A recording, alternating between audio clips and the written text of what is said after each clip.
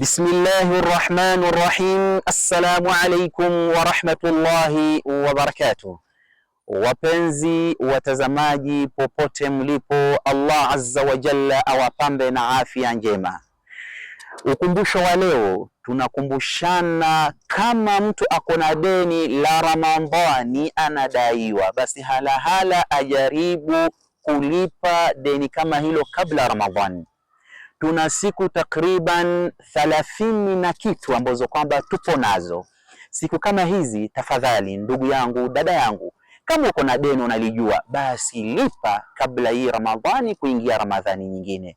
Tunafahamu ya kwamba kuna dada zetu wengi ambao kwamba wanadaiwa Ramadhani 2 hadi 3 hadi 4, na kila ingine ikija wanaleta dharura. Hebu tumucheni Allah azza wa jalla, tumutiina Allah azza wa jalla. Naam, tunajua kuna dharura ambazo kwamba haziepukiki, lakini Allah azza wa jalla amekupa fursa, unaweza ukala baadaye ukalipa, lakini fursa kama hiyo usije ukaichukua ni advantage ambayo kwamba huwezi kufanya ibada. Kwa hiyo ndugu zangu, ni wito ambao kwamba sisi kama Nurul Umma tunakukumbusha mambo mazuri ambayo kwamba yanakusaidia hapa duniani na kesho akhira.